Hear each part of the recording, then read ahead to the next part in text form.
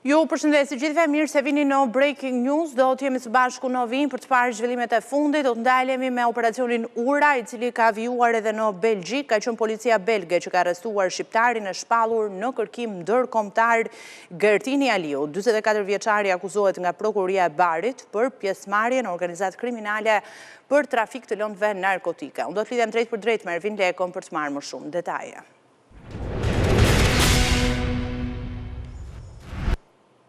Ervin, të përshëndesi, u bëj mundur arrestimi i Gertini Aliut.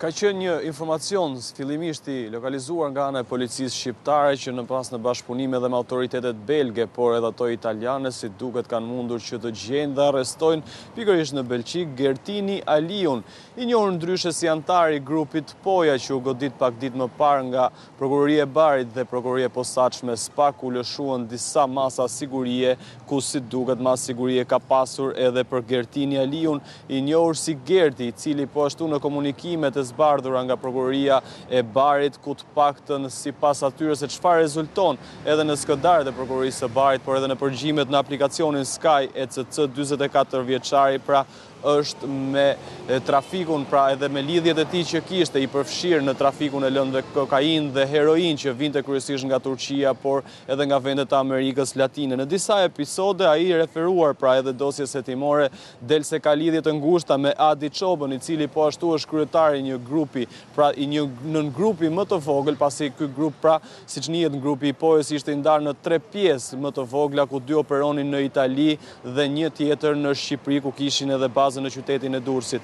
Pikërisht paktën sipas tyre përgjimeve, Gertin Aliu, duke komunikuar me Adi Çobën, i cili referoi me Nofkën Bazholi, ka pasur komunikime se si të kryenin edhe si transfertat e parave, por edhe sasitë e lëndës narkotike që vinte nga Turqia të llojit heroin, duke kaluar nga porti i Barit dhe më pas duke shpërndar në të gjithë pra Italinë, por jo vetëm. Ndërkohë në një tjetër episod, përsa i përket Gerti Aliu, del teksa komunikon me Redi Tushën, vëllai i bodyguardit të Sali Berishës, këtë fakt ka dalë edhe në një tjetër episod teksa bëjnë trafikun e disa kilogramve heroin për ta kaluar në zonën e Italisë. Sipas dosjes hetimore të paktën, pra i arrestuar tashmë Gerti Aliu, 44 vjeç, del në përgjime edhe me persona të tjerë, pra Eriger Spresin, të cilët vjojnë trafikun e lëndëve narkotike kryesisht rreth vitit 2022, paktën sipas dosjes hetimore, por edhe në vitin 2021 të përfshirë në aplikacionin Sky ECC, ku kanë rezultuar se kanë trafikuar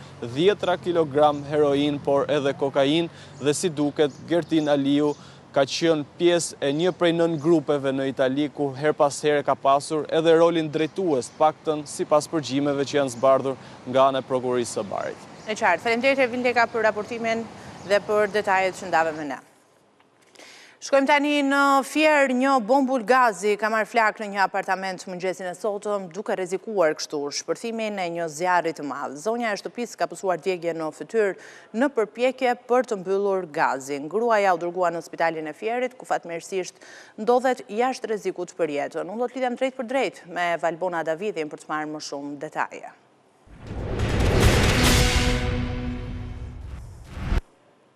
Valbona, mirëmëngjes, cila ishte dinamika e kësaj ngjarje?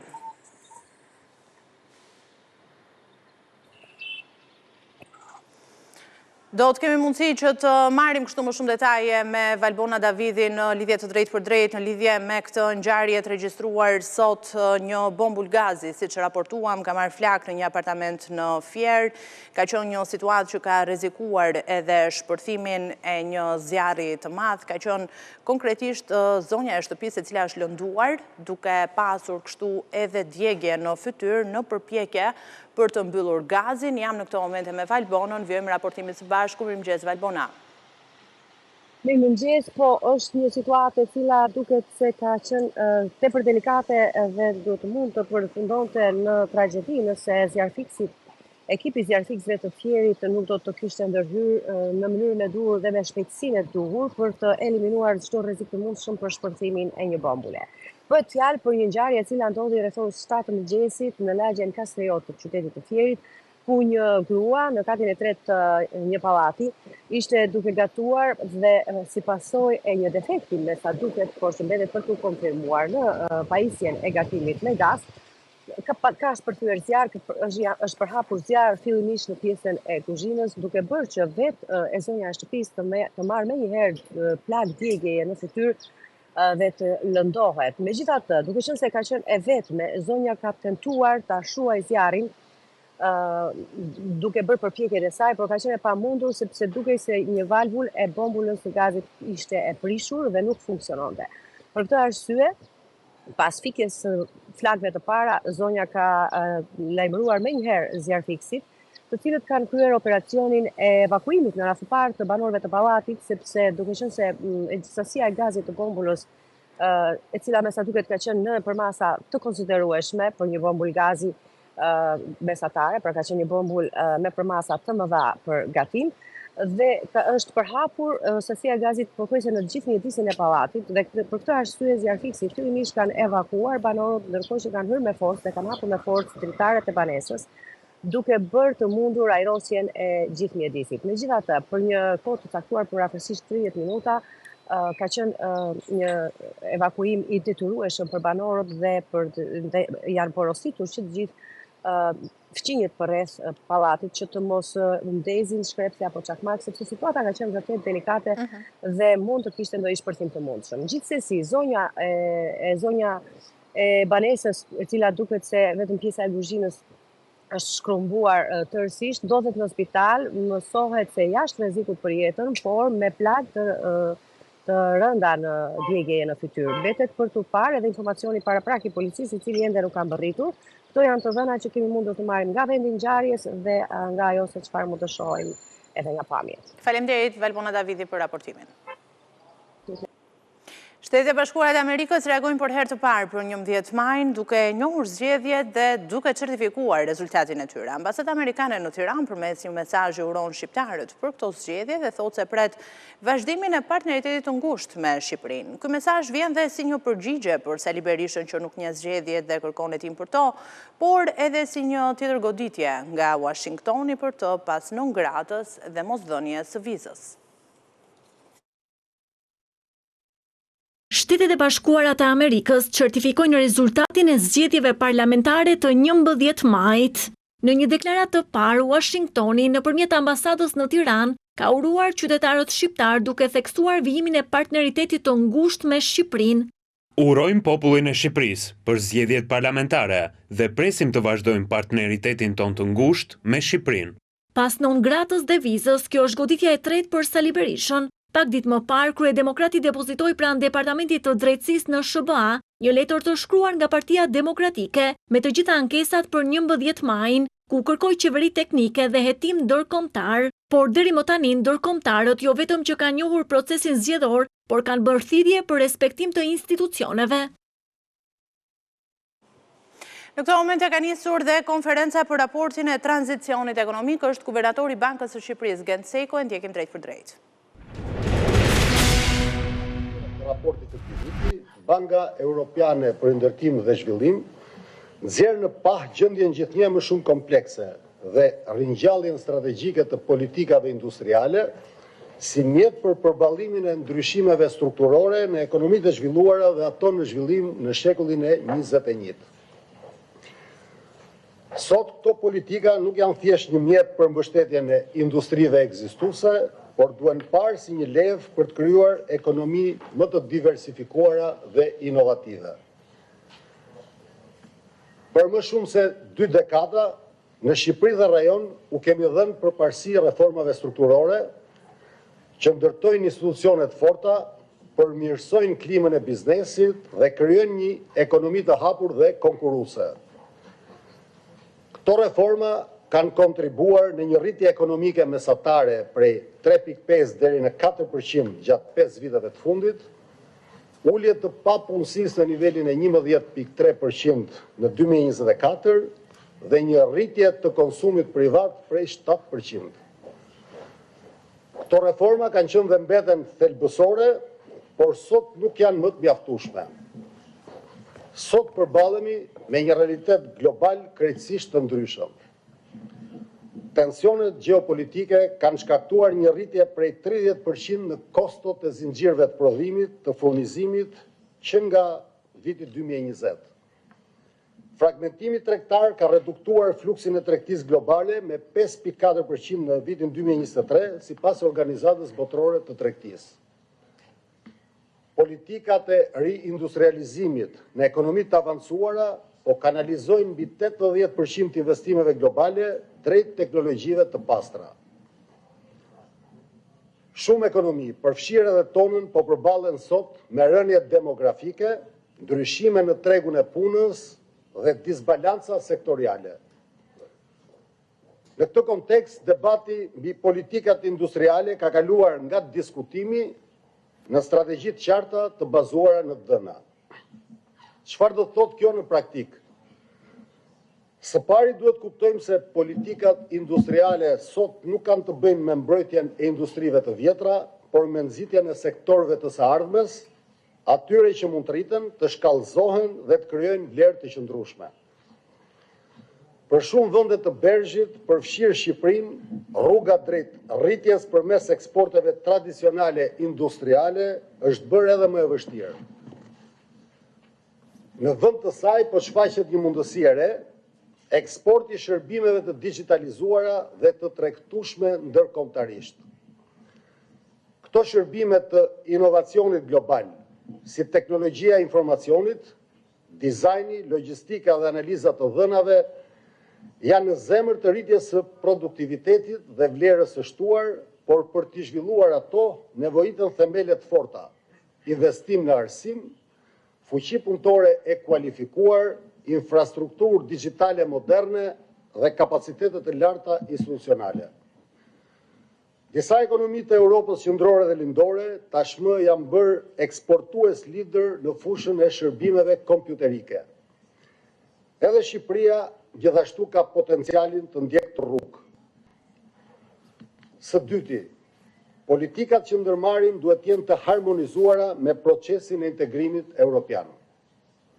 Si ekonomia vogël dhe e hapur, me 70% të tregtisë orientuar drejt vendeve të Bashkimit Evropian, Shqipëria ka më shumë për të fituar duke ecur drejt konvergjencës me Bashkimin Evropian. Përveç kësaj, anëtarësimi në SEPA na afron me tregjet europiane dhe redukton kostot e transaksioneve ndërkombëtare me 30%. Së treti, duhet garantojmë përfshirje dhe qëndrueshmëri. Politikat industriale nuk duhet fokusohen vetëm tek sektorët ku kemi potencial për të fituar në tregjet globale, por edhe tek ata që janë jetik për punësimin dhe kohezionin social brenda vendit. Ato duhet mbështeten nga politika vendore, përshtatura për kontekste specifike, si zonat ekonomike të veçanta, duhet të dizenjohen me kujdes, duke theksuar karakteristikat specifike lokale dhe rajonale. Së katërti, ndihma shtetërore duhet fokusohet tek firmat me potencial të lartë. Të dhënat tregojnë se firmat e reja dhe dinamike janë nxitësit kryesor të punësimit dhe inovacionit. Politikat e orientuara për stimulimin e tyre, të tilla si garancitë e kredive, kuat me interesa të subvencionuara apo fondet e kapitalit sipërmarrës të mbështetura nga shteti, mund të sjellin një ndryshim të madh në zhvillim. Të nderuar të pranishëm, në këtë debat për politikën industriale dhe drejtimet e zhvillimit. Mirë, vijon edhe kjo konferencë e guvernatorit Bankës së Shqipërisë Genseko Njerësh dhe drejtores Bergj në Tiranë. Në këtë moment do t'i rikthehemi zhvillimeve që vijnë nga politika, pasi pavarësisht se Shtetet e Bashkuara të Amerikës dhe Bashkimi Evropian ka njohur rezultatin e zgjedhjeve të 11 majit, ku socialistët morën shumicbindse me 83 mandate, Berisha ankohet dhe thotë se zgjedhjet duhen përsëritur. Doktori e pranon se ai nuk fiton përballë Edi Ramës, ndaj shesi të vetmen mundësi zgjedhjet e reja me qeveri teknike. Pavarësisht humbjes së thellë që pësoi, ai është i bindur se Lachivita ishte i nevojshëm për fushatën e tij, për cilën ende nuk është bërë transparencë për pagesën. Lajme të reja nga fronti i farsës. E para, Berisha ka ndryshuar fasadën. Në Partinë Demokratike s'ka më Shqipëri madhështore, por vetëm pas zgjedhje të lira s'ka zgjidhje. E dyta, doktori zbuloi kryekërkesën e tij, njëkohësisht krye arsyen pse nuk fiton dot. Ka vetëm një rrugë largimin e Edi Ramës, qeveri teknike dhe përsëritje e zgjedhjeve. Por pse mos ik vet ai, Berisha e ka gati përgjigjen për këtë pyetje, që bukur e lidh me Nenin Basha. Unë e kam bërë realitet, kjo pyetje nuk më nështrohet mu dot. Se unë, kur huma një palë zgjedhje që s'ishin fars, unë dhash dorëheqje. Dhe një i ri, erdhi pas meje. Unë jam njeriu që kam provuar. Unë nuk udhëhiqem nga paragjykimi. Mendova se një gjërat e re do t'jetë një shans i madh për forcën politike. E treta, ai akuzon Ramën se po blen ndërkombëtarët, por ka besim se Shtetet e Bashkuara të Amerikës dhe Bashkimi Evropian në fund nuk do të blihen e nuk do i njohin zgjedhjet. Se Shtetet e Bashkuara nuk janë shprehur për këto zgjedhje, qëndrimet të shprehen pasi të finalizohet procesi me të gjithë problematikat e tij. Ka patur për shkak të summitit pronësime të avancuara, por besimi ynë i plot është se qeveritë e këtyre vendeve do mbajnë qëndrim në mbështetje të votës së lirë të shqiptarëve dhe jo farsës elektorale të Edi Ramës. Por se sa u harxua ai vet për amerikanin Chris Lachivita, që solli për fushat, doktori nuk e tregon. Ai thot se ja vleti, por ja justifikoi si kohën, pagesën dhe atë punën e magjisë. A ja vlente shumë, por asnjë nga këto nuk mjaftonte për të bërë fituese opozitën në një farsë elektorale. Farsa elektorale nuk fitohet kur nga opozita. Megjithatë, doktori tani syti ka nga parlamenti, që po i mungon shumë, dhe me nxitim prej të rikthehet në foltore, por se sa seriozisht e ka këtë, e thot vet ai. Opozita në parlament do të denancojë farsën elektorale të vitit të maj të vitit 2005. Tani për 2025, tani për opozitën nuk ka. SPA ka mbyllur hetimet për dosjen Çezdia dhe lobimin e Lëvizjes Socialiste për Integrim në Shtetet e Bashkuara të Amerikës. Prokuria e posaçme ka komunikuar zyrtarisht akuzat ish presidentit Ilir Meta dhe ish bashkëshortes së tij Monika Kryemadhi. Të dy do të dërgohen si të pandehur në gjykatë për pastrim parash, korrupsionin zyrtarëve dhe fshehje pasurie dhe mos deklarim të ardhurash.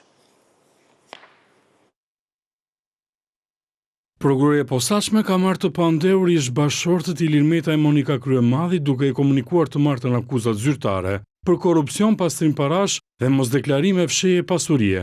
Atyre janë komunikuar akuzat lidhur me aferën Çezdia, lobimin e ish Lëvizjes Socialiste për Integrim në Shtetet e Bashkuara të Amerikës, si dhe për shpenzimet e padeklaruara spitalore. Dosjet e hetuara nga prokurorët Sotir Klapi, Arben Kraj e Altin Dumani u bashkuan në një procedim të vetëm penal, ndërsa deputetja Monika Kryemadhi cilësoi të pabazuara dhe pa prova hetimet e prokurorisë. S'ka ndonjë gjë interesante, do të thënë është ajo që ne themi gjithmonë, pra e tëra ajo që është, vetëm tashmë do ta fillojmë dhe prokuroria do ketë evidencat e veta, ne do të kemi evidencat tona dhe do fillojmë ballafaqimi, po themi, në gjykatë. Drejtësia hyjnore është ajo që duhet ta kemi frikë të gjithë dhe unë atë kam frikë, nuk kam frikë asnjë lloj drejtësie tjetër.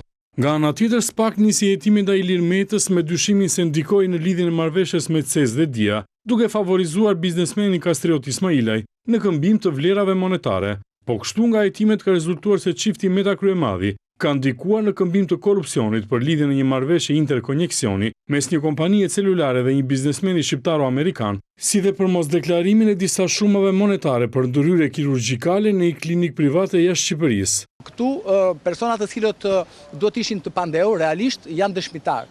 Dhe ky është i problemi i madh, por për cilën që ne do ta diskutojmë në të ardhmen, pasi shumë persona të tjerë që ju e dini shumë mirë, që kanë qenë dhe pjesë po deshët ju e Partisë Lëvizja Socialiste për Integrim, të cilët duhet ishin realisht të pandehur dhe jo zoti Meta, sot janë të lirë, madje ushtrojnë dhe funksione publike po deshët. Në tetor të vitit të kaluar, ish presidenti Ilir Meta u vënë në prangra si i dyshuar për korrupsion, pastrim parash e fshehje pasurie, ndërsa ndaj Monika Kryemadhit nisën hetimet në gjendje të lirë pasi ndaj saj u caktua masa e detyrimit për t'u paraqitur. Çifti Menda dhe Kryemadhi u divorcuan në muajin prill të këtij viti me kërkesë të ish presidentit të Republikës, sipas të cilit martesa kishte humbur funksionin e saj. Nga e qelia e Burgut, ku ndodhet që prej tetorit të vitit të kaluar, Ilir Meta sulmoi SPAK dhe Altin Dumanin, që thot se kanë mbështetur krimet zgjedhore dhe i dha mandatin e 4 socialistëve. Ilir Meta nuk e fitoi mandatin e deputetit e përrjedhoi as Lirin, njëjtë si aleati i tij as kryetari i Partisë së Lirisë nuk e pranon humbjen, por për të ka vetëm një fajtor, Altin Dumani, kreu i SPAK, të cilin e akuzon se ka mbështetur krimet zgjedhore dhe po nxiton ta lërë në qeli, pasi prokuroria e posaçme mbylli hetimet për dosjen Çezdia dhe lobimin e LSI-s në Shtetet e Bashkuara të Amerikës.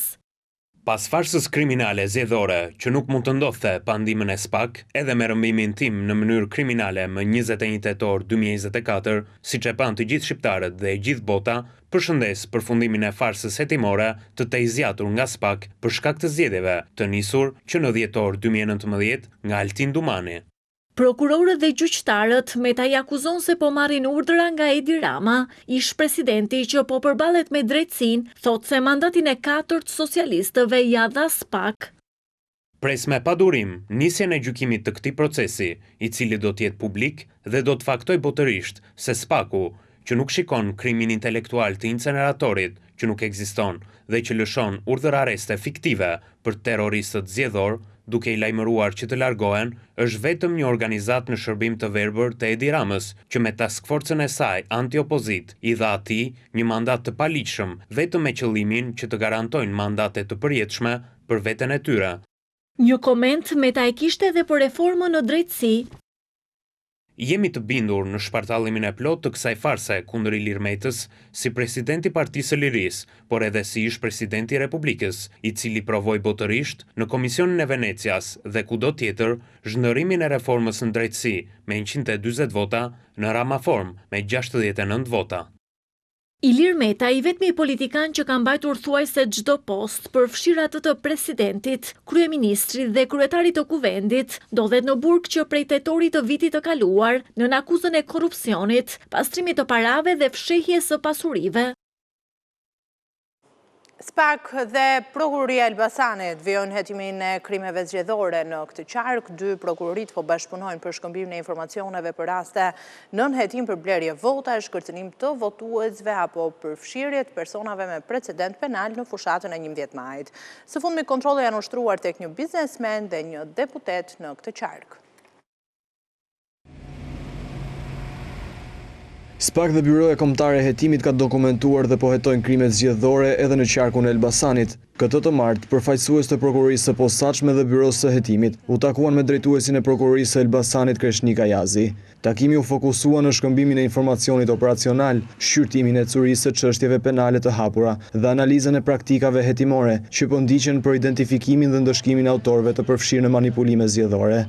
Burime pranë hetuesve konfirmojnë se po hetohen disa raste konkrete që lidhen me blerjen e votave, kërcënime ndaj votuesve, përdorim të paligjshëm të burimeve shtetërore gjatë fushatës, si dhe përfshirje të personave me precedent penal në fushatën elektorale. Mësohet se agjentët e Byrosë Kombëtare të Hetimit kanë ushtruar kontrolle në mjediset e një biznesi në Elbasan dhe banesën e një deputeti socialist në Elbasan në fokus të këtyre hetimeve për krime zgjedhore. Sipas burimeve, janë sekuestruar shumë të konsiderueshme parash dhe dokumente që lidhen me zgjedhjet.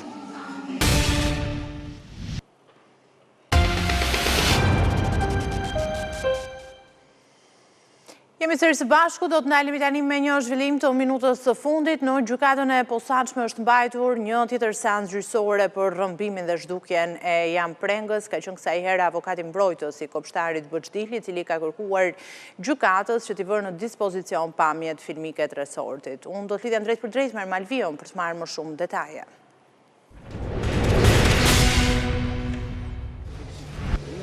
Ermal, të përshëndes, çfarë ndodhi në këtë seancë gjyqësore dhe cilat ishin pretendimet e palëve?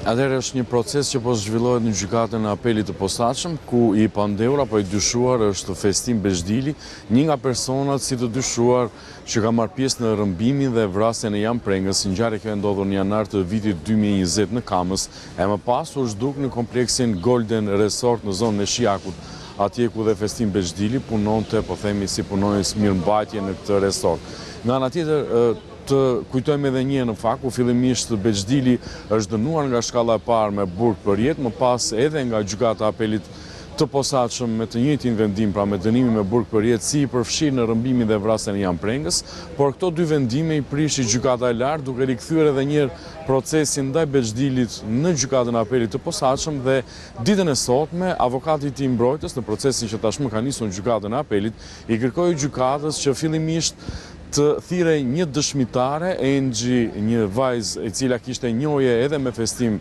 Bezdilin, për të dhënë sqarime në procesin që po mbahet ndaj këtij të fundit. E gjithashtu një tjetër kërkesë e avokatit mbrojtës ishte edhe të bëhej kqyra, le të themi, e një aparati celular i enkriptuar, të cilin prokuroria e posaçme pretendon se përdorej nga Festim Bezdili, por avokati i mbrojtës ka pretendimet e tij, teksa ka dyshime se ky aparat celular, sipas avokatit i mbrojtës, nuk është përdorur në asnjë moment nga Festim Bezdili dhe nuk ka patur asnjë komunikim. E gjithashtu një tjetër kërkesë e avokatit i mbrojtës drejtuar gjykatës ishte edhe thirrja e një eksperti në gjykatë, eksperti i IT-s, për të analizuar pamjet filmike të brenda ambienteve të kompleksit Golden Resort. Kujtojmë në fakt që bëhet fjalë për pamje filmike ku sipas prokurorisë shfaqet Festim Bezdili dhe disa persona të tjerë, teksa futin trupin e pajet të Jan Prengës në janar të vitit 2020 në ambientet e një garazhi në Golden Resort, e më pas bëjmë, po themi, nxjerrjen e këtij trupi dhe transportimin e tij që dyshohet se është zhdukur në zonën pranë Shijakut, por ende nuk u gjetë trupi i pajet i Jan Prengës. Nga ana tjetër, gjitha këto pretendime u kundërshtuan në seancën e sotme nga ana e prokurorëve të posaçëm Elida Kaçkini dhe Bear Dibra, të cilët pretenduan se këto janë shqyrtuar një herë dhe janë vendosur, le të themi, në dispozicion avokatit mbrojtës dhe të pandehurit. Të njëjtin qëndrim në fakt në fund mbajti dhe gjykata, teksa i rrëzoi kërkesat e avokatit mbrojtës, ndërsa vendosi që të urdhëroj që në seancën e radhës që do të bëhet në datën 12 qershor të jenë pjesë e procesit gjyqësor dhe dy të bashkëpandehur, Dritan Rexhepi dhe Aldo Majnishta. Dritan Rexhepi cilësohet nga ana e prokurorisë së posaçme si një nga organizatorët e rrëmbimit e më pas zhdukjes së trupit të Jan Prengës, ndërsa Aldo Majnishta si një nga personat që ka rrëmbyer Jan Prengën në Kamës në vitin 2020 e më pas e ka transportuar drejt kompleksit Golden Resort. Faleminderit Ermalvia për raportimin dhe detajet që ndavën me ne.